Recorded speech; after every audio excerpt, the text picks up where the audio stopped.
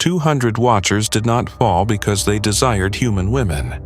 They fell because they swore an oath that made return impossible. The Book of Enoch tells you they descended to sin, but the older truth is darker. Before they touched a single human hand, they had already locked the gate behind them, voluntarily, irreversibly, with full knowledge of what they were losing. This is what happened on Mount Hermon before the fall, why Semjaza demanded the oath, why 200 voices answered as one, and why their punishment was not divine judgment. It was mathematical certainty the moment they spoke. The road back did not close when they sinned. It closed before they could. Chapter 1. The Mountain That Heard the Oath. Mount Hermon was not merely a place in the story. It was the threshold where rebellion learned to sound sacred. Its summit rose between earth and heaven like a frozen court of judgment. Below it waited the human world, fragile, unfinished, and unprepared. Above it waited the order the Watchers had been created to guard. They knew the boundary. That is what makes the story so dark. They were not blind spirits wandering into a mistake. They were Watchers. Their purpose was observation, protection, and obedience from a distance. They were supposed to see without taking, guard without entering. They were supposed to stand at the edge of creation and keep the edge intact. But on Hermon, the edge became temptation. The world below looked reachable. The distance between heaven and earth began to feel like an insult, and desire, once shared, became more dangerous than desire alone. A single rebel can still tremble. A crowd of rebels can become brave. Semjaza understood that terrible mathematics. He saw the same hunger moving through the 200. But he also saw what would happen when fear returned. Some would deny, some would retreat. Some would claim they had only listened. Some would leave his name alone beneath the judgment of heaven. So he transformed weakness into unity. He demanded that all of them bind themselves together, not by friendship, not by loyalty, by oath and mutual curse. This was not passion anymore, this was structure. This was rebellion becoming organized before the crime was even complete. Imagine the snow around them lit by dimming halos. Imagine the stone beneath them receiving names older than kingdoms. Imagine the wind stopping because speech itself had become dangerous. One by one, the heavenly beings agreed. One by one, they accepted the shared penalty. One by one, they surrendered the possibility of innocence. The oath made every Watcher responsible for every other Watcher. No one could later return to heaven and say, "I did not know." No one could stand apart and claim the sin belonged to Semjaza alone. No one could pretend the descent was only a moment of confusion. The mountain had heard them. The curse had joined them. The silence above them had changed. This is the first horror of the story. Not the giants, not the forbidden knowledge, not the judgment buried beneath the earth. The first horror is that the Watchers used sacred speech to trap themselves. An oath is not ordinary language. In ancient imagination, an oath reaches beyond the speaker. It summons witness, it invites consequence. It turns future punishment into present reality. And on Hermon, the Watchers did not accidentally fall into consequence. They invited it to stand among them. Their voices became chains before any angel came to bind them. Their agreement became a prison before any pit was opened. Their unity became the proof heaven would later use against them. That is why Hermon feels less like a mountain and more like a crime scene. The snow did not hide what happened there. The stone did not forget. The air itself became testimony. And when the 200 descended, they did not descend as scattered beings. They descended as one condemned company. Their vow pressed behind them like a sealed gate. Their names followed them like witnesses who could not be silenced. From that moment, the world below was no longer simply below. It was the place where their oath would begin producing evidence. Every step downward made the vow heavier. Every moment of silence from heaven made the curse more real. They may have believed they were entering freedom, but they were entering accountability. They may have believed they were choosing earth, but they were losing the right to return unchanged. And the most terrible part is this: the Watchers still knew what heaven was. They still remembered the order they were violating. They still carried enough light to understand their own darkness. That memory would not save them. It would make punishment sharper. because no torment cuts deeper than knowing exactly what was lost. Chapter 2. The door closed before they touched earth. The oath did not open the way down, it closed the way back. Before the Watchers touched the human world, they had already changed their relation to heaven. Temptation became conspiracy. Conspiracy became covenant. Covenant became sentence. Their fall was not only moral, it was legal. A spoken bond had turned desire into destiny. That is why Semjaza's fear matters. He feared isolation inside punishment, so he created shared ruin. He feared the others might abandon him, so he made abandonment impossible. But in doing that, he also made mercy harder to imagine. The oath removed the last fragile space between thought and act. It said, we know enough to bind ourselves. It said, we accept the curse if we cross this line. It said, none of us will turn back.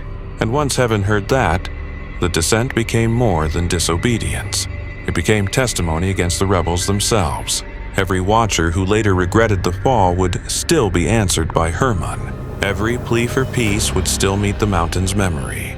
Every attempt to separate guilt would fail before the old oath. The Watchers wanted certainty before the sin. They received certainty after it. They wanted unity against fear. They received unity under judgment. And as they descended from Hermon, the first gate closed behind them without sound. Chapter 3. When regret became useless. The earth did not receive the Watchers as harmless visitors. It received them like forbidden fire entering dry wood. Their presence carried knowledge that did not belong below. They did not only cross a boundary with their bodies, they dragged heavenly secrets across it. The world began learning too quickly. Methods appeared before wisdom. Power appeared before restraint. Beauty became weaponized. Craft became domination. Signs in the sky became instruments of hidden calculation. Metal became more than material. It became threat, ornament, and temptation. The Watchers had not merely entered the world. They had altered the speed of its corruption. Azazel became the name most darkly tied to revealed arts. Through him, forbidden skill moved from secret into practice. What should have remained veiled became teachable. What should have remained above became useful below. And useful corruption is harder to fear at first. That is why it spreads. It does not arrive wearing the face of ruin. It arrives as advantage, as beauty, as mastery, as the thrilling sensation that old limits were unnecessary. But the world was not being elevated, it was being overloaded. Human hands received knowledge without the holiness required to carry it. Human desire received tools it could not purify, and every secret taught by the Watchers became another witness against them. A revealed art can outlive its teacher. A corrupt method can survive inside ordinary life. A forbidden pattern can pass through generations like an invisible inheritance. This is where regret begins to sharpen. The Watchers could see the results. They were not ignorant of consequence. They could look upon the world and recognize their own signatures everywhere. The oath had produced fruit, and the fruit was monstrous. Then came the Nephilim, living evidence that the boundary had not merely been crossed, it had been torn.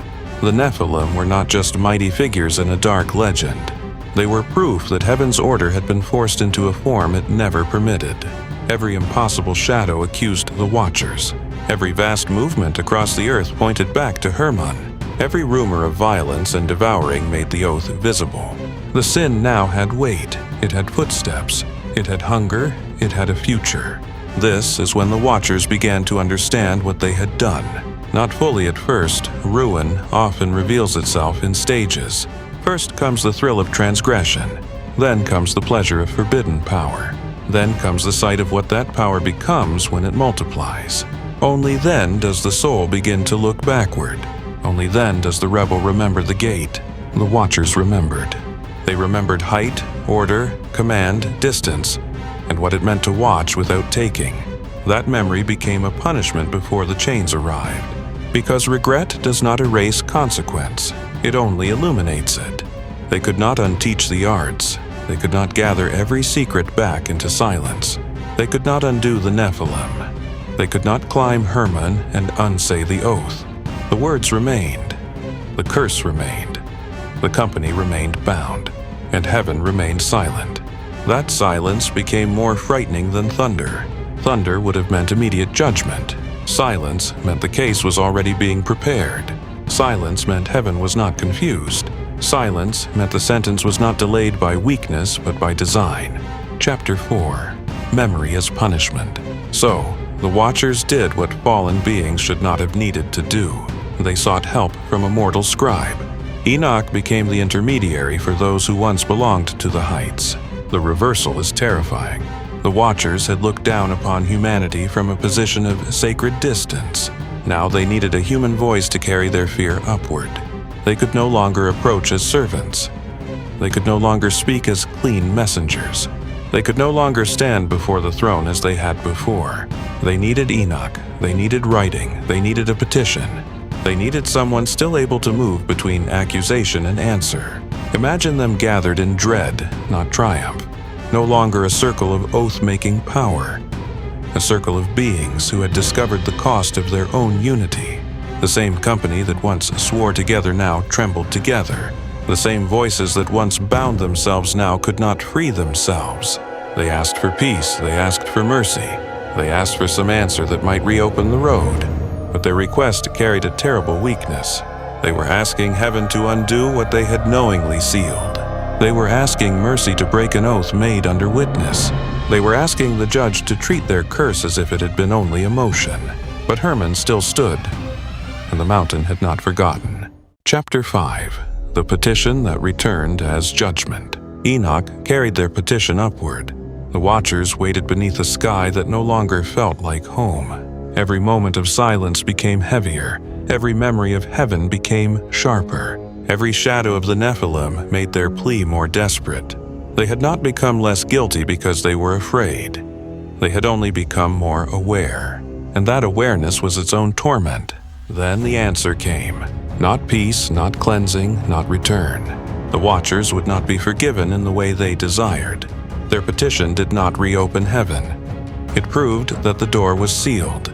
The horror is not that heaven failed to hear them. The horror is that heaven heard them with perfect clarity. Their fear was heard. Their shame was heard. Their regret was heard. Their petition was received, and still the answer was no. No peace, no restoration, no escape from the oath. The Watchers had discovered the worst form of judgment, not to be ignored by heaven, but to be answered. Enoch did not return with comfort. He returned with doom shaped like divine order. The beings who once delivered messages now had to receive one, and the message was this: the oath had reached its consequence. Chapter 6. The Sentence Beneath the Earth. Heaven's judgment did not arrive as chaos. It arrived as terrifying precision. Each corruption was traced to its source. Each wound in the world received an answering command. Each guilty name was placed beneath the weight of its own act. This is not random fury, this is divine containment. Azazel, the revealer of ruinous arts, was handed to Raphael, not for argument, not for correction, for binding. The punishment matched the crime with cold perfection.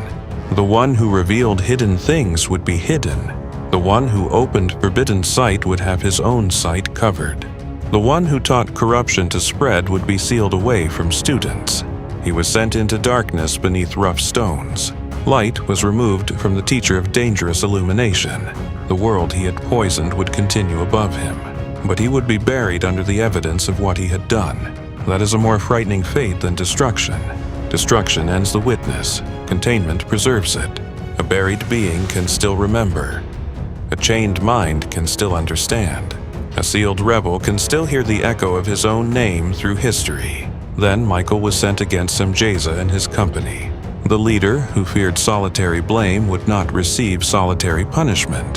The oath had joined them. Judgment would answer them as joined. The company that swore together would be bound together. The voices that made one curse would enter one sentence. There is a terrible justice in that. Semjaza tried to prevent abandonment. He succeeded. No Watcher would be abandoned to guilt alone, but none would escape it alone either. Their unity survived. Only now it had become a prison formation. The Watchers were made to see the ruin connected to them. They were made to understand the corruption that followed their descent. They were made to confront the living consequences of the oath. Then the chains came, not merely chains of metal, chains of command, chains of sentence, chains of heaven's refusal to let rebellion continue moving freely. They were bound in the valleys of the earth, not for a night, not for a season, for 70 generations. That number turns punishment into landscape. It means ages passing while the prisoners remain. It means kingdoms rising over sealed guilt. It means languages changing above beings who still remember the first words of the oath. It means the world can forget while the condemned cannot. The Watchers had chosen one moment on Hermon. Heaven stretched that moment across history. Their oath became duration.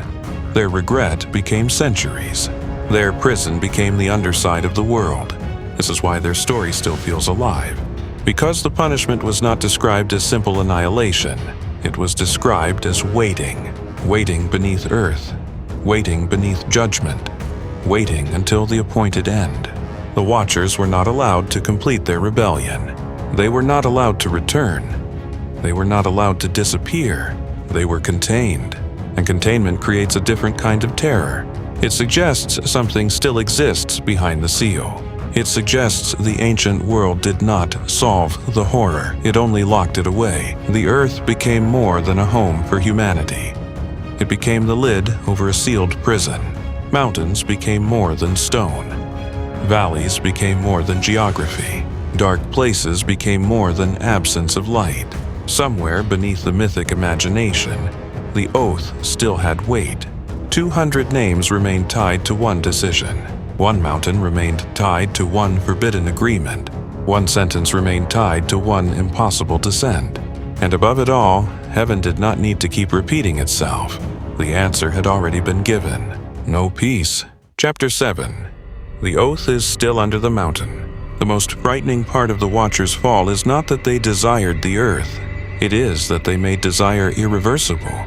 They could have trembled and stopped. They could have feared heaven and retreated. They could have stood on Hermon and remained Watchers. But Semjaza feared being alone in punishment. So he turned temptation into a shared curse. He created a brotherhood that could never become innocent again. The 200 did not simply fall from heaven. They built a road downward and burned the bridge behind them. Later, when they saw the damage, they wanted the bridge back. When forbidden knowledge spread, they wanted peace. When the Nephilim stood as evidence, they wanted mercy. When Enoch carried their petition, they wanted heaven to forget the mountain. But Hermon did not forget. The oath did not forget. Heaven did not forget. That is why their regret could not save them. Regret came after the contract. Fear came after the curse. Prayer came after the gate had closed. The Watchers discovered too late that some words are not sounds. Some words are architecture. Some words build prisons. Some words summon the future and give it permission to arrive. The oath on Hermon was one of those words. It was spoken once, but it kept speaking through everything that followed. Through forbidden arts, through corrupted power, through giants moving like judgment across the earth, through Enoch's rejected petition, through Azazel's darkness, through Semjaza's chains, through the long silence of 70 generations. And perhaps that is why the story still unsettles the imagination. Not because it is only about angels who fell, but because it is about the terror of a decision that cannot be unsaid. The Watchers did not merely lose heaven. They agreed to lose the way back. This is not mythology. This is a warning written in stone. And somewhere beneath the oldest fear, Mount Hermon still stands as witness. Not because the Watchers may return, but because they never truly left the oath. So what was the real fall? The forbidden desire? Or the oath that made retreat impossible? If you had stood on Hermon, would you have feared the sin or the silence after it? Leave your judgment in the comments. I read everyone. And consider your answer carefully. Some stories treat every word like testimony. Subscribe, turn on notifications, and descend with us into the next forbidden archive. Because heaven's oldest punishments are never buried as deeply as they seem.